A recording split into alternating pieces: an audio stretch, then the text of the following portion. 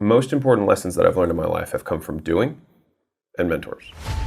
And so on a day-to-day basis, it's reducing the time between when you wake up and when you begin working, right? A lot of people lollygag and delay and procrastinate and things like that. And if you just think about there's only a certain amount of time in the day, I want to increase my output per unit of time as much as possible.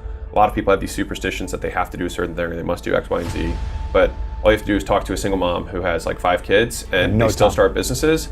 They're not doing any of that stuff. They're waking up and they're working before their kids are up, and then once their kids go to bed, they work then too, right? And they're not doing all the lollygag stuff that you see trending all over social media. It's like they're working. And so like the single greatest skill, in my opinion, is being able to find a place that you can shut out external stimuli and you can focus. Yes. Because for me, the single highest ROI habit that I have is that for me, between 5 a.m. and noon, I have nothing on my calendar.